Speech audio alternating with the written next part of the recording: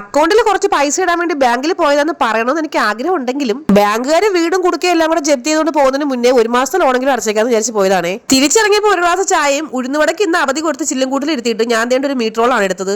ഞങ്ങളെ കണ്ടപ്പോഴേ കണ്ണാടിക്കൂട്ടിലിരുന്ന് പലഹാരങ്ങൾ എണ്ണ എടുക്കുന്നു പറഞ്ഞെങ്കിലും അമ്മ അതേ കൃത്യമായിട്ട് ഉറങ്ങിക്കിടന്ന ഏത്തക്കപ്പം തന്നെ എടുത്തിട്ടുണ്ട്. എന്റെ അമ്മ വീട്ടിൽ നിൽക്കുമ്പോൾ പേസ്റ്റ് എടുത്ത് പല്ല് തേക്കാൻ മറന്നാലും ബേക്കറി കയറിയ പേസ്റ്റ് മറക്കാറില്ല കേട്ടോ. കവർ പൊട്ടിച്ചു കൊടുക്കാൻ പറഞ്ഞ കോലുമുട്ടായി ഞാൻ അറിയാതൊന്ന് ടേസ്റ്റ് ചെയ്ത് പോയി. തിരിഞ്ഞു നോക്കിയപ്പോൾ നേടെ കാട്ടുപോത്ത് കരുതുള്ളി നിൽക്കും പോലെ എന്റെ നേരെ പാഞ്ഞെടുത്തോണ്ട് നിൽക്കുവാണേ.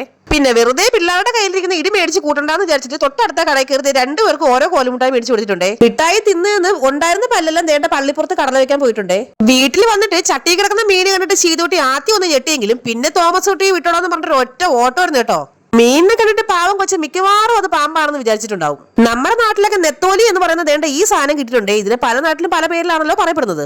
ഞാൻ പുറത്തിരുന്ന് മീൻ വൃത്തിയായിക്കൊണ്ടിരുന്നപ്പോൾ ശീതൂട്ടി ഇത് എന്നാത്ത സാധനം എന്ന് പറഞ്ഞ് വന്ന് നോയിക്കൊണ്ട് നിൽപ്പുണ്ടേ. ഇതിനിടയ്ക്ക് അമ്മ ഇവിടെ രാത്രിയിലെ ഞമ്ഞമ്മിനുള്ള കപ്പ ഇവിടെ തയ്യാറായിക്കൊണ്ടിരിക്കുവാണേ. ഇന്ന് നമ്മൾ അമ്മിക്കല്ലിൽ നന്നായിട്ട് അരച്ചെടുത്ത മസാലക്കൂട്ടിലാണ് മീൻ വറക്കാൻ പോകുന്നത്. അമ്മിക്കല്ലിൽ അരച്ചെടുക്കാനെന്നൊക്കെ പറയുമ്പോൾ ഭയങ്കര ഈസി ആണെങ്കിലും പണ്ടാരം അരച്ചെടുക്കാൻ ഭയങ്കര പാടാണ് കേട്ടോ. ഞാൻ ഉള്ളിയും വെളുത്തുള്ളിയും ഇങ്ങോട്ട് വെച്ച് അരയ്ക്കുമ്പോൾ ഇത് എങ്ങോട്ടാണെന്ന് അറിയാൻ വയ്യ ദേ ഇറങ്ങി ഓടുന്നു. പിന്നെ ഓടിപ്പോയ ഉള്ളിയും വെളുത്തുള്ളിയും എല്ലാം കൂടെ ഓടിച്ചിട്ട് പിടിച്ച് തേണ്ട ഒരുവിധം അരച്ച് പറക്കി എടുത്തിട്ടുണ്ടേ. അരച്ചെടുത്ത മസാലക്കൂട്ടിന്റെ കളർ കണ്ടാൽ തന്നെ അറിയാം നാളെ മിക്കവാറും കുണ്ടിത്ത് ഭഗവാന്റെ കാര്യത്തിൽ ഒരു തീരുമാനമാവും. പാവം മീനുകൾ തലയില്ലാത്തോണ്ട് എന്തായാലും കണ്ണുനീരൊന്നും പേടിക്കണ്ട. ഇനി നല്ലൊരു ഇരുമ്പിന്റെ ഫ്രൈ പാൻ അങ്ങോട്ട് എടുത്ത് വെച്ച് കുറച്ച് വെളിച്ചെണ്ണ ഒഴിച്ച് കറിവേപ്പില ഇട്ടിട്ട് നന്നായിട്ട് ഫ്രൈ ചെയ്തെടുക്കാമേ.